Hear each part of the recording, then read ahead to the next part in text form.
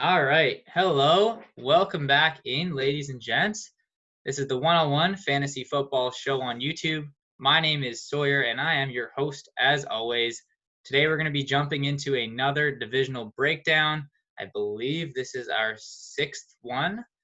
Today, it's going to be the NFC East. So, if you want to hear me break down the AFC divisions, I've got those on the YouTube channel already, as well as the NFC North. Today we're going to go over the NFC East. So we got the Dallas Cowboys on deck, the New York Giants, the Philadelphia Eagles, and the Washington football team. So a couple good pieces that we're going to be talking about today. And then down the road, hopefully by the end of the week, I will have videos out for the AFC South and AFC West. So you know kind of what my breakdowns are for the year before the season actually begins, as well as some of the dynasty outlook that I'll be tossing in here and there as we go through the teams that may help you with some dynasty buys ourselves right before the season starts.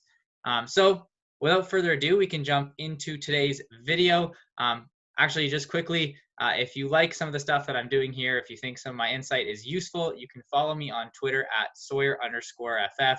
I post all of my research on there, as well as some other tidbits of information that I find while I'm kind of doing my research. And so you can check me out over there on Twitter again. That is at Sawyer_FF. And okay, so yeah, for real now, without further ado, we can jump into the first team. And that first team today is going to be the Dallas Cowboys. When I look at the Dallas Cowboys for 2020, I think there's actually a lot of fantasy upside on this team, a lot of fantasy goodness, guys that we're going to be wanting to target. First off, the first thing I want to mention about it is okay, they bring in a new head coach, Mike McCarthy, but the offensive coordinator is still there, and that's Kellen Moore. And one of the things that we saw with Kellen Moore last season is that the team was top 10 in passing attempts, while also being second in terms of total passing yards in the entire NFL. So a pass-heavy team, but generally speaking, just a high-octane offense, a team that ran a lot of plays. You'll see here they had 1,046 attempts last season. That's over here. And this is kind of the breakdown of rushing and passing. It's fairly balanced on the Cowboys. They like to get Ezekiel Elliott involved, obviously, on the ground. Super talented back. And you look at McCarthy, what he did, what he implemented when he was in Green Bay.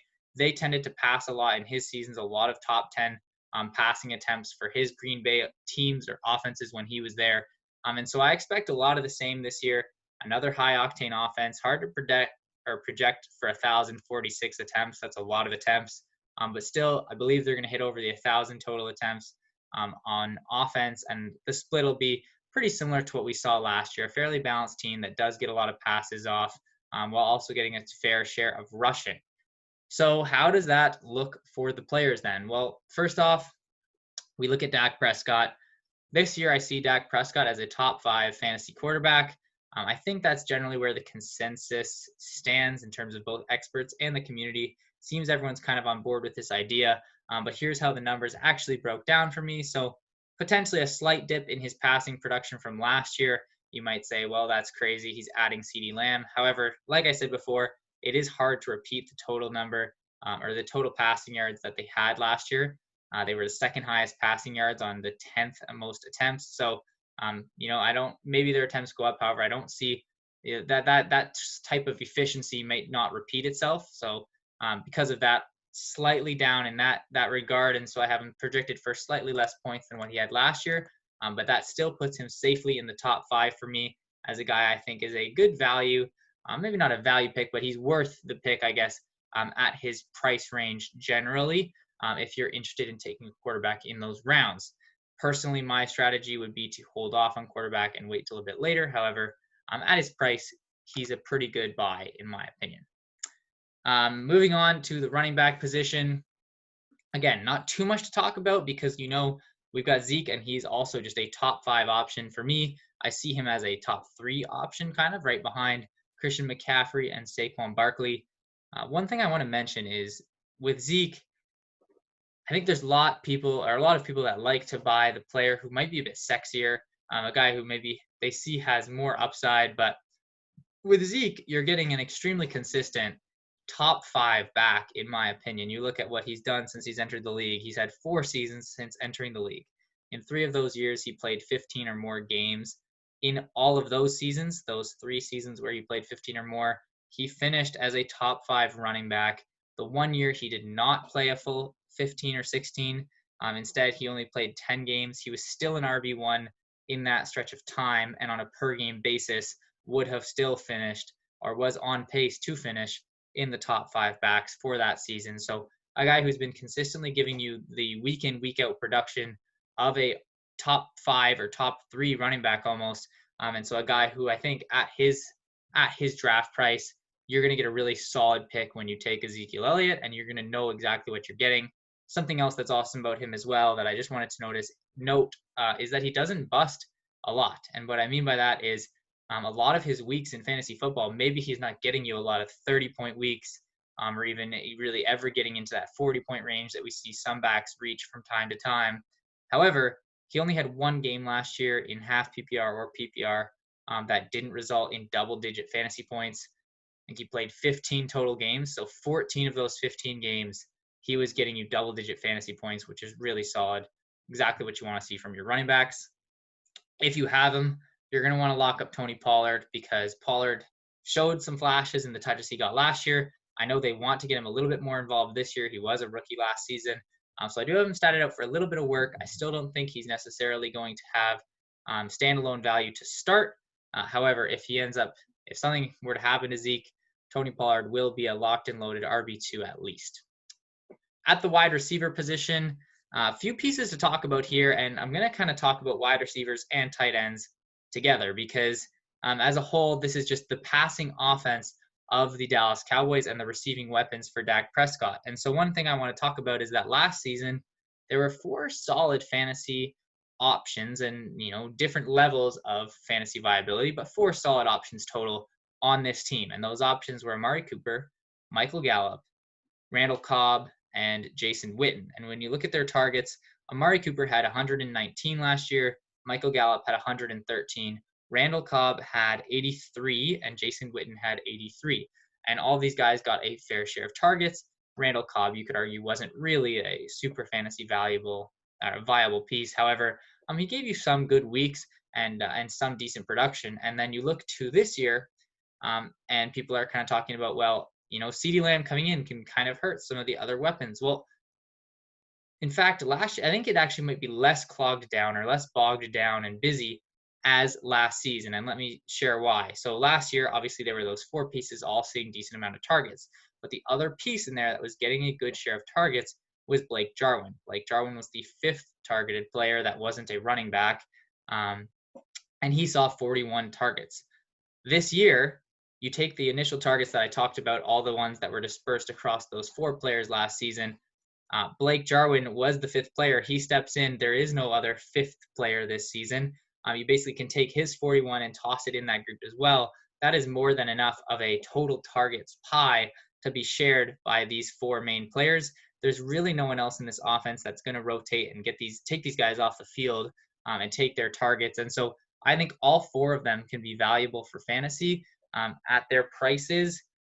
I think that right now a lot of them are values. I would say Amari Cooper, I'm a little bit, I guess not a little bit off or on. I'm pretty much right on in terms of standard. It's more towards the PPR where I tend to be a bit higher on Cooper than the consensus. When you look at Michael Gallup, I believe I come in higher than the consensus in all formats. I'm really a big believer in Michael Gallup's talent. I thought he looked great last season. And I think right now you're getting him at a discount because of CeeDee Lamb arriving. CeeDee Lamb, I think he can be solid. I mean, he's a great run after catch player. He's not going to have to face the top coverage of teams. He might be playing some out of the slot while Amari and Gallup are on the outsides. Perfect type of role for a guy with that skill set. You get the ball in his hands. He's going to create a lot with it in his hands. And so I'm a fan of him, a guy you can take late in drafts who you might get some really solid production out of. Obviously, a super talented kid coming out of college. And Blake Jarwin, a tight end I'm very high on compared to the consensus. I know that right now you can be getting him as your 13th or 14th pick in redraft leagues. But you look at where I have him statted out, that actually results in him being my tight end 8 in all formats. And he's been just increasingly climbing my rankings. At first, he kind of came in around the low teens, 13, 14. Then he jumped into about 11, 12. And now he's up to 8. All reports out of camp are that he has been tremendous. He has been amazing. I have him for 76 targets right now. I could see that being even more. They gave 83 to Jason Witten last year. Even if they give Jarwin those 83, he'll be way more efficient with those targets. But you look at the total targets to tight ends last year, they had the 41 to Jarwin and the 83 to Witten. So there's a chance Jarwin could be seeing like 90 something targets. I don't think he'll get to 100, but I wouldn't say it's completely out of the realm of possibilities.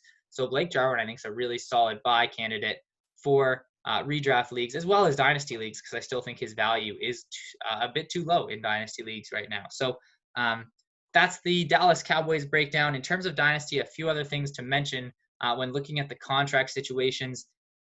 Dak Prescott, he is on a 1-year deal this year. And so keep in mind that his value in dynasty might decrease a bit because, like I've talked about, this is a very good offense. They're going to throw the ball a lot. They're going to be high octane. If he's to go somewhere else that's maybe not as strong of an offense, I believe he would be losing value from where he is at this point in time. So if he's having a baller year, maybe you're not completely a contender, he might be a sell candidate for me in dynasty just to get maybe a guy who is locked up into a situation. An example I'm just thinking off the top of my head, and I'll talk about with the next team, is Daniel Jones. Wouldn't do 1-for-1, but I'm sure in mid-season form, you'd be able to trade Dak for Daniel Jones plus another really solid piece for your team. So that's something to keep in mind. Zeke has long-term, he's got 3 to 5 years on that contract. He's got the 5 years, but the guaranteed money gets a little bit iffy after those 3 years. But whenever you have 3 solid years of a running back, for sure, that's really good. We love to have term in dynasty. That's really one of the biggest things I look for, is when you can get term and talent paired together. That's really good for running backs in dynasty.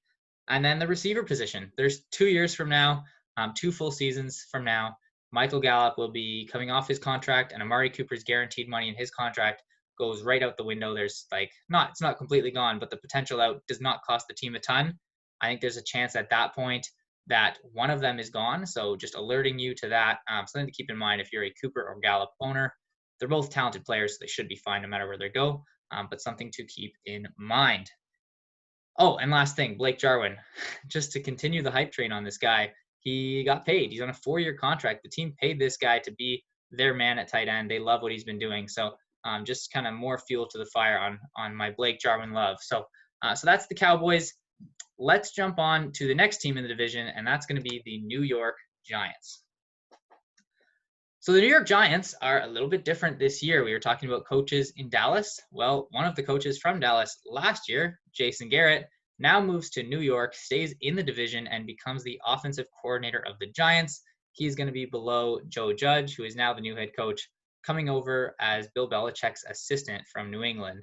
And so trying to project this offense, looking at what these guys did with their offenses in the past, they like to play to the strength of their players, but they also like to be generally pretty balanced in terms of their amount of rushing and passing, and they try to run a decent amount of plays.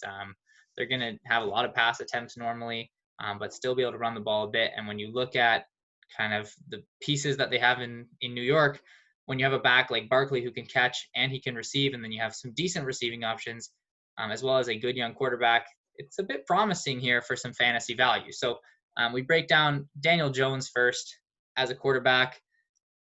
Last season, as a rookie, he was essentially the 10th best quarterback in fantasy points per game that would have finished as a quarterback one in terms of the games that he actually played. So I believe it's listed that he played 13 games. He only had like 7% of snaps in one of those games. So, and I think he had 0 fantasy points.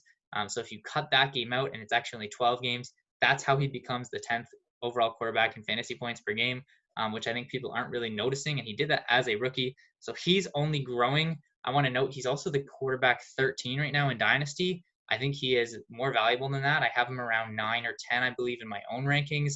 And a guy who I'm seeing a lot of people value higher than him is Baker Mayfield.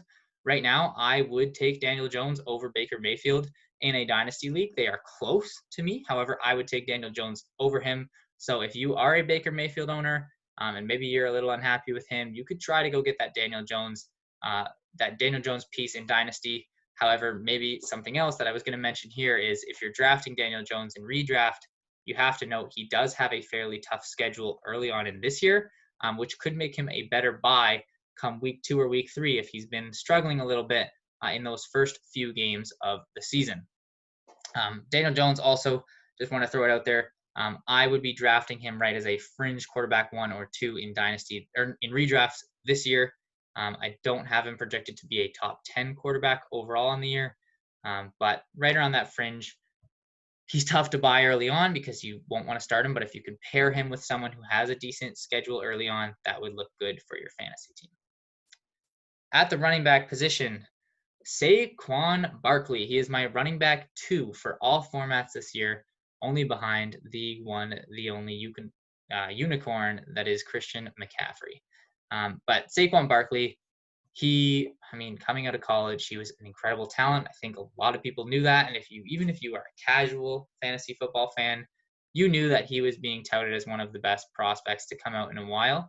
And he really lived up to that. In his first season as a rookie, he was the number 1 running back in PPR formats. And so this past season, he gets the ankle injury. He didn't look amazing in those few games after, if you're just looking at the box score, but he was fighting through recovering from that ankle injury. So yes, his numbers weren't incredible last season. However, he's healthy now. He's a type of back that you want to be buying into because he's going to get the running work. He's going to get the receiving work. He's one of the only bell cows who can really, even get close to those 400 total touches. But he should see at least 300 touches in my opinion. And he'll be really solid as a running back 1 in fantasy football this year. So kind of a no-brainer, but draft Saquon Barkley when you can, unless Christian McCaffrey is on the table. That's pretty much what it comes down to for me. Dion Lewis, I actually saw a report today that it sounds like Wayne Gallman might actually be the backup here. So these are the numbers for Dion Lewis that I have put in here. However, keep that in mind. It might be Wayne Gallman. Either one, not really important to roster. Unless you are the Saquon Barkley owner, in which case own the handcuff. So before this report that I saw, literally like five minutes before recording this, I would have said make sure you have Dion Lewis right now. Maybe double check that, monitor that situation. If you do end up drafting Barkley right now, don't want to tilt too much, but I would say pick up Wayne Gallman. Reports out of camp seemed to have been that he looks strong and he's been in the system before. So we'll see what happens, but for now, handcuff with Gallman, actually, I believe. The receiver position. Position that's kind of interesting on this team because there really is no alpha, but they are going to throw the ball a decent amount in this offense. And so something I wanted to look at is last season, Sterling Shepard fought injury, Golden Tate fought injury, and trying to find a time when all 3 were actually on the field to see what the team looked like when they were on the field was a bit tough. There's not a huge sample size. And also trying to find one when Daniel Jones was the quarterback too, because Daniel Jones didn't play every single game. However, in that sample size, which I believe was 4 games in the season where Daniel Jones, as well as all 3 of those receivers, were healthy and on the field, this was the target breakdown. Shepard received 8.5 targets per game. Golden Tate saw 8 targets per game, and Darius Slayton saw 5.8 targets per game. So a lot more targets for Shepard and Tate, and something that I think is important to keep in mind, because although Slayton projects as the X, I do project him to take a step forward because obviously he was a first-year receiver this year. Now he's in his second year. You do expect to see a step. I don't think he is going to completely leapfrog Sterling Shepard and Golden Tate this season in terms of his targets. I think he'll still be the 3rd wide receiver in terms of targets. However, in terms of fantasy points, you'll see over here in my projections, due to his usage and the way he's utilized on the field, he still will be the higher scoring giant in 2 out of 3 formats. So basically, how these shake out. Sterling Shepard, I have him as the most targeted receiver here. He's a very talented route runner. He doesn't score a ton of touchdowns, but I do think he'll get a lot of targets and yards. So this is kind of how it shakes out for him. He's apparently looked amazing as the number 1 so far through camp. I guess we'll kind of see how that develops as the first few weeks go on, because like I said, they're all very talented receivers. Golden Tate is still there. He's going to get his share. He had 85 targets as a first-year player in this offense in only 11 games last year. And he missed those first 4 because of his suspension. So this year, I still think he's going to see 100 targets at least, and Slayton getting 98, but all of them getting decent production. And so where those shake out, I generally am higher on all three of these players than the consensus. I'm slightly higher on all of them, with Sterling Shepard being one that I'm more high on, especially, I'm higher on all of them in terms of ECR, but Shepard is the one primarily that I'm much higher on in comparison to your ADP. So the consensus of experts tends to agree with me. However, ADP does not match that. And so right now, Sterling Shepard, I believe I have him kind of, depending on the format, right around 40 to 35 range, whereas the ADP that you're having to draft him as a wide receiver is around wide receiver 45 to 50. And so I'm about 10 higher on him, a guy that I'd be buying. And Tate and Slayton are worth their current draft price, in my opinion. At the tight end position, we've got Evan Engram, a guy that, I mean, he's very electric when he's on the football field, but one of the most important assets you can bring to a team is being on the field. If you aren't on the field, it doesn't matter how good you are at football. The team will not be able to use you, and he will not be producing fantasy points or, yards for the team. And so I know the Giants have been frustrated with that. There were rumors swirling that he was going to get traded, actually, but it looks like for now he's going to be held in New York for the season. That could change if they go downhill and they end up trading him at the deadline. But something this is one of the only players that you'll see me not project for 16, because I tend to say don't project for injuries. It's football. Anyone can get injured. But Engram, I mean, you look at his, what was it? It was on Sports Injury Predictor, a 98% chance of injury this season. You look at his injury history, he has multiple concussions. He has multiple MCL injuries to his right MCL, in his knee, as well as a few other injuries that have been just one-time things. But with the pair of recurring injuries, both with his brain as well as his knee, and then those few other injuries, this guy he's not a guy that I'm going to be drafting and trusting to be healthy. I think he could definitely beat my projection. I do think that, but I also don't think he is going to be the type who wins a league completely. I don't think, and I don't believe from watching him, he will have the usage to become a real league winning tight end. And so I'm willing to be wrong on him, because I don't want to draft that type of injury risk, especially when the team has already said they are frustrated with him. They've talked about moving him. And Caden Smith, another tight end on this team, last season, when Caden Smith played, and this was what makes Caden Smith to me an interesting dynasty stash, he was the tight end 8 from week 12 through 17. I know it's a small sample size, but when he was the guy in this offense, he was producing numbers. And so I think Caden Smith, he will see a little bit of usage. I have him projected for 32 targets, especially if Engram goes down. Caden Smith might be a guy worth picking up. He's only entering his second year now. And I know the team, one of the reasons they were talking about trading Engram is because they like Caden Smith. So in terms of Dynasty, a few things to just mention. Barkley, he's got 3 more years on his deal, a guy that I like. At the wide receiver position, Sterling Shepard and Golden Tate, I expect, like I said, I like them for this year. I do like Shepard for the long term. However, Slayton is the guy that I like in Dynasty the most. It's natural right now for him to kind of be seen as the guy who's going to develop into the X receiver.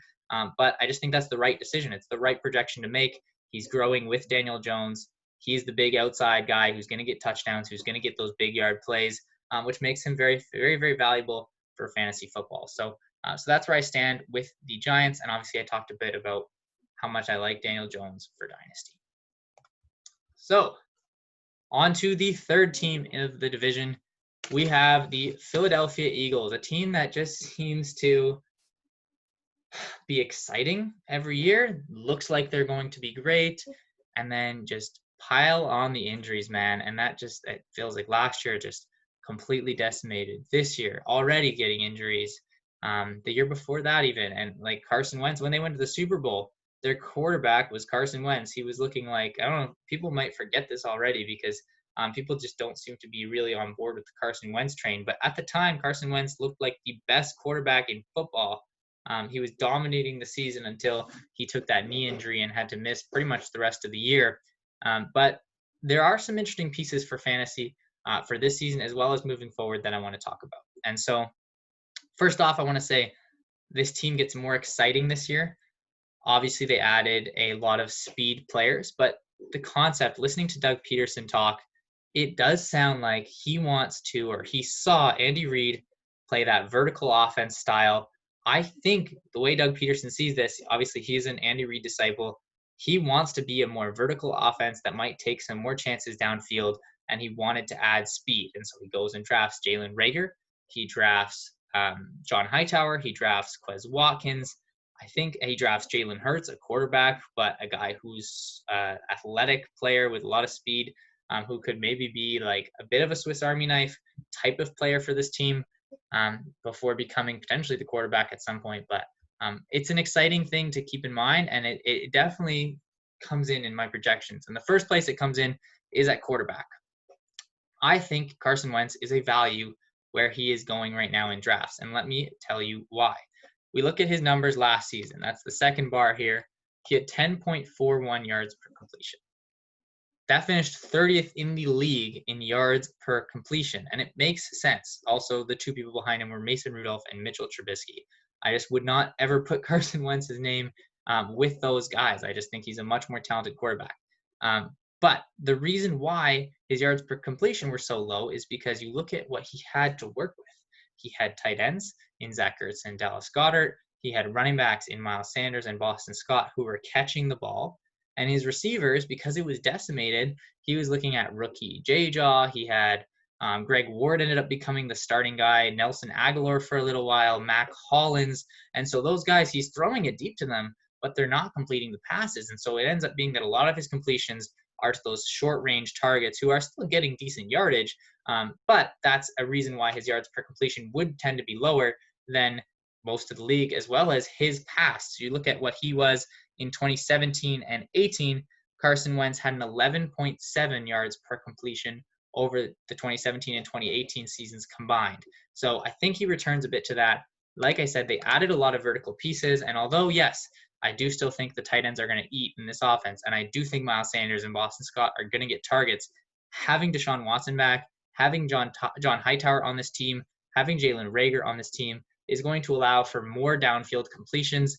The offense as a whole, I think, is going to take more vertical shots, and that's going to increase his yards per completion, which in turn means he's getting more passing yards and more fantasy points. And so that's why I think Carson Wentz, I've got him locked in right now as about quarterback 7 or 8 on the season. And I'm very confident drafting him in that range as a guy who can be your quarterback 1 in fantasy football for 2020. On to the running back position for the year. If you're on Twitter, you know that the Miles Sanders hype train is full steam ahead right now. They're really shoving coal into the fire there. And I mean, Doug Peterson seems to be on board that train as well. He keeps saying Miles Sanders, he is going to get the workhorse role. He's going to be getting this bell cow. Now, I don't know if the word that he used was bell cow, but essentially he's going to be the workhorse of this team, and that's how they're talking about him. And he looked great last year, I have to say. Coming out of college, talented-looking player. This past season obviously showed really good receiving chops as well as good running ability. Projected that. He was a running back I liked coming out of college as well. I think he was my 3rd running back. Hindsight, probably should have been my 2nd above David Montgomery. And a guy who I think is going to be really solid for fantasy this year. Now, the problem is, you see what I have him statted out for. I think this is a very solid stat line. It finishes him right around the fringe RB1-2 range. He is starting to get valued like the RB7 or RB8. And I like Miles Sanders. I just think that maybe there you're drafting him at his, I don't want to say he can't be a top 5 back because he's obviously very explosive and efficient. However, I don't think he is a guy who's going to get 280 carries paired with 70 targets like we see a Saquon doing, which I just showed you his stat line. Saquon had 280 something or 282 attempts and 78 targets. I just don't think Miles Sanders projects to that. And I don't think that's really in his body's already nicked up right now to start the season. Just don't think that's something that the team is going to do. Doug Peterson's never done that with a back. And so I think, maybe his ceiling is RB5, but if you're drafting him at RB7, that leaves a lot of room for him to disappoint and not a lot of room to really be better than that, I guess you could say. And a guy that I'd prefer taking, for example, would be like an Aaron Jones, who you can get in the second round, who I think I have Aaron Jones projected for 10 more fantasy points in almost all formats. So just something to keep in mind with Sanders. Still love his talent. Still think he'll be great this year. Think he's a dynasty buy because, as I always say, you want term. And so 3 more years of term for Sanders, that's a great contract to have, especially when the team is buying into him like that. The other piece of this backfield that I think is very interesting to note is Boston Scott. You look at Boston Scott last year, he had 20.5 fantasy points per game in the last few games of the season. I believe it was only a 4-game period in which he was really out there, and Sanders was out on the field too. It's a small sample size, but 20.5 fantasy points per game, even if he produces half of that, that is in PPR, but 10.5 fantasy points per game while Sanders is on the field, that gives Scott some standalone value in your redraft leagues. And if something were to happen to Sanders, which he did get hurt last year, he's already nicked up now. He hasn't been like truly super healthy, and it's football. Anyone can get injured, especially a running back. Boston Scott would immediately jump up, maybe not to a workhorse role because his body's not built like that, but a role that could be getting you like 15 to 20 fantasy points per game, which would be awesome. So keeping that in mind, if you have Sanders, you might want to get Scott as well as a bit of a handcuff. At the wide receiver position, let's just first say for redraft, no one really I'm super high on or targeting. If you're going to draft anyone in this offense at wide receiver for redraft, I would say draft Deshaun Jackson.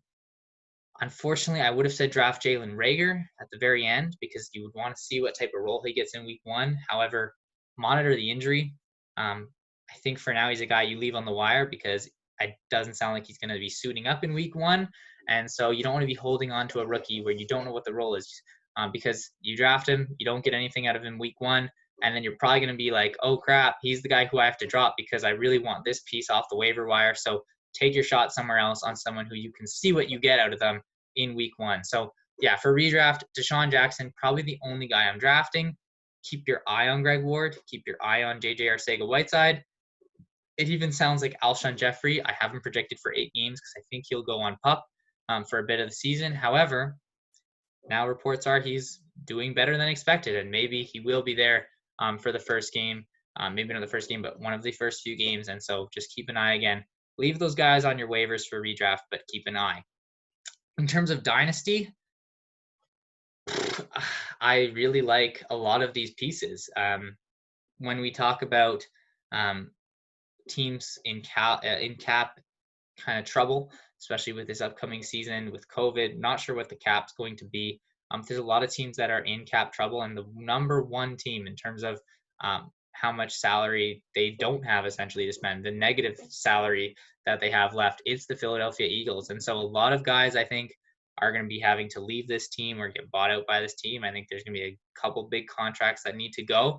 And 2 of those guys that I could easily see being bought out or I guess them trying to move them in some way, shape, or form would be Alshon Jeffrey and Deshaun Jackson before the season is over. And what does that leave for Dynasty players and for this offense? Well, you have Jalen Reagor, a prospect I have loved the whole time. He was my wide receiver 3 going into the NFL draft. He was pretty much my wide receiver 3 through the entire draft process.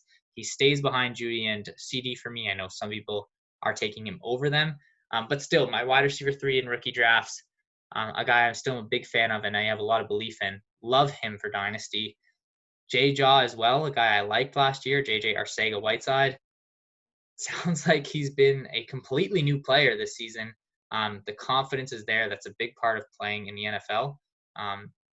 So I like him as a guy to hold. Greg Ward, his upside is very capped because he is kind of purely a slot receiver who doesn't get a ton of yards per reception. So even if he gets a high amount of targets, he won't produce a ton. But still, keep your eyes on him for Dynasty. And the other guy that I like a lot, I've kind of been talking about him a little bit on Twitter.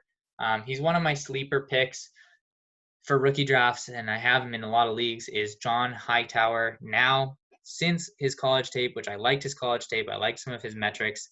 Sounds like in camp he's been awesome. There's actually one clip that, try not to put too much emphasis on any clip, but he absolutely cooks Darius Slay. You hop on Twitter, type in his name, go to videos, watch him just, whoa, gets me excited just thinking about that play. So a guy that I'm a fan of, he's super deep sleeper, but for a dynasty league, a guy that you can be taxi squatting, who they're saying might even get some looks in week 1 because of how good he's been in camp. So John Hightower, keep him on your list. And then the tight ends. These tight ends can coexist. You got Zach Ertz, Dallas Goedert, and not a lot of other receiving weapons on the team that are really locked and loaded. So, there's a chance Zach Ertz and Dallas Goedert are the number 1 and 2 targets on this team. I think that's definitely in the realm of possibility. I think Zach Ertz is going to be in redraft solid as he is, a fairly consistent tight end who's going to give you probably tight end 3 through 5 numbers. I don't think he can beat Andrews. I would put him at 4 probably if I was in, or I think my numbers do have him ranked 4 in all formats. But a solid tight end piece, and then Dallas Goedert, a guy that he's very athletic. He's developing a lot as a tight end. PFF, he was a top 5 PFF tight end last year in terms of just his rating as a tight end. He can do a lot of the things well. That gets him on the field, and once he's on the field, he's a very dynamic receiving threat because he creates mismatches. He's hard to cover. He's a big body tight end who can also run routes pretty well and catch the ball well. And so 2 guys who I think will be solid. Goedert, a guy in redraft you can probably leave on the wire to start the season. Ertz, a guy you'll want on your team. But Goedert, if anything were to happen to Ertz, man, Goedert would immediately jump in to probably my top 5 tight ends. In terms of dynasty, one other thing to say here with the tight ends, Zach Ertz, just like I was talking about cap space, he has a potential out in his contract after this season. If something were to happen to Zach Ertz, like he gets bought out at the end of the season or he gets traded, more likely he gets traded because his contract is somewhat valuable. It's not a terrible contract, and another team would be willing to pay for a guy like that. Dallas Goedert, top 5 tight end potential right there immediately. So keep that in mind, especially mid-season. If Goddard's not producing, you might be able to get him pretty cheap. And you never know, man. At the end of the season, you could have a top 5 tight end. So that's the Eagles, the last team. We're probably not going to spend much time here because it's the Washington football team. Today, Ron Rivera confirmed Dwayne Haskins is the starting quarterback for the Washington football team.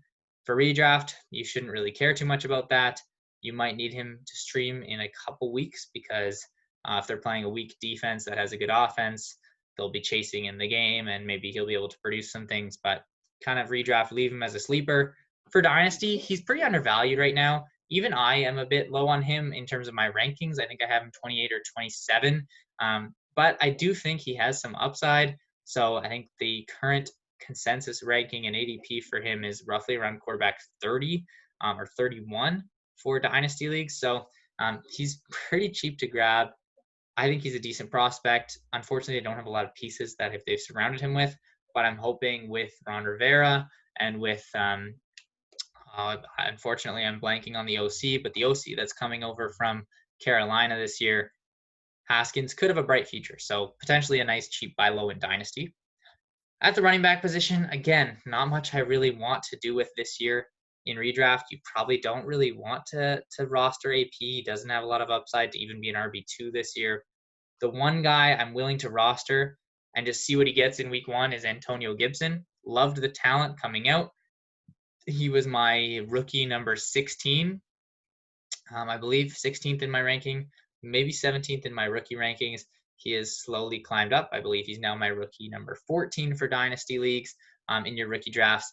A guy I'm a big fan of. I love his talent. Actually, no, he was my rookie 18 before the draft. Now he's climbing up to 14 or 15. So a guy who I love the talent. He's a running threat. When he gets the ball, he can take it to the house. He's also a receiving threat, had a lot of big play receptions in college. I'm excited to see the usage here because they drafted him. It's Rivera's guy that they drafted, and they drafted him and immediately said because they see a Christian McCaffrey-esque skill set in the player, which I think they've already shown they can get creative and get Christian McCaffrey lots of touches and receptions. So he's running with the ones more than Bryce Love is. I think he's the second running back in this backfield behind AP, and I'm all in Dynasty. And I like him as a guy who you could take as a dart throw at the end of your redrafts. The receiver position, one name one name only, Terry McLaurin, a guy that I love, a guy that I got in my third round of a lot of drafts last year in Dynasty rookie drafts, and that is looking already to be paying dividends. Um, right now, he's still being undervalued, I guess, because he's a Washington football player. Right now, he's going off the board around wide receiver 20 to 25 in all formats for fantasy football in redraft. I have him around 15, 16 for all of those formats. So slam that draft button, especially if you're getting him in the 4th or 5th round. I absolutely love it. Scary Terry. Like I said, the reason Dwayne Haskins could have value some weeks is because they'll be chasing. Well, every week, Terry McLaurin is going to get 6 or 7 targets. And some of those weeks when they're chasing, he might get 8 or 9. He's got explosive speed. He's an amazing route runner already. As a rookie, he was awesome. And so a guy who I absolutely love for this season.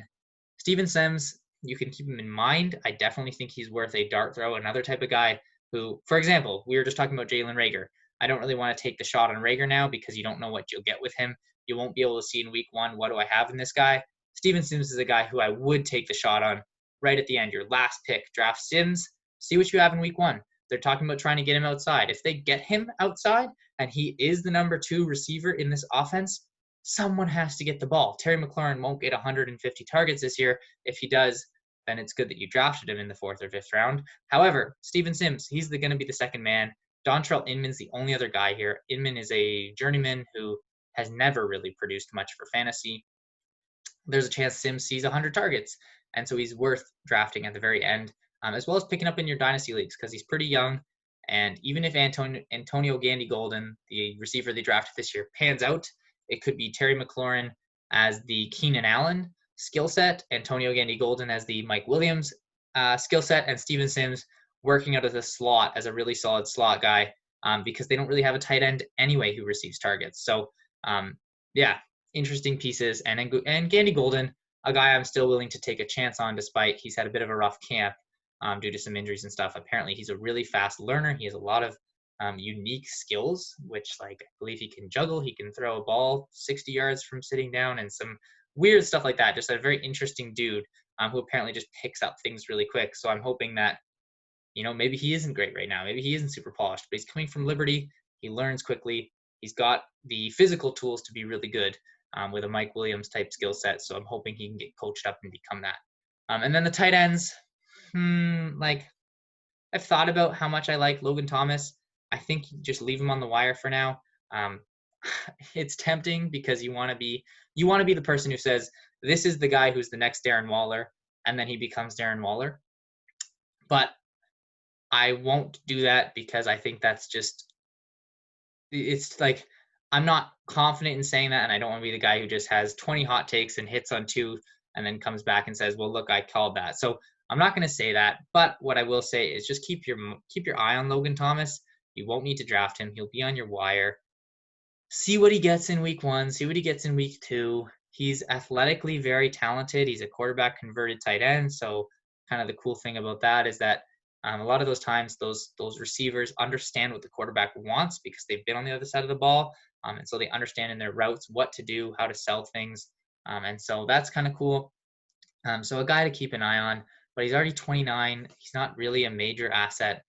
But worth a dart throw in Dynasty and worth watching in your redraft leagues, just as a guy who could be okay, but I don't think he will be Darren Waller. So that's the Washington football team. That is the NFC East. We are done the NFC East. So I will scroll through here. These are my overall rankings. Quarterbacks are sorted by 4-point this time. I had someone reach out to me say most leagues are 4-point that they play in, and I agree actually now. I prefer 6-point, but 4-point is more what the community plays. And then everything else is half PPR. So again, thank you so much for coming and checking out the video. I really appreciate, especially if you've made it this far. You're crazy for listening to me for this long, but I really appreciate it. I do this all for fun. I just get the enjoyment of talking about this stuff. And I really like the interaction. So if you have any questions, I would love to answer your questions, try to help you out with your drafts coming up this weekend. I know a lot of people are going to be drafting this weekend and next week. So any of your questions, fire them over to me. You can do it on Twitter at Sawyer_FF. You can drop them in the comments. I would love to interact with you. And just thank you again for coming and checking out the video.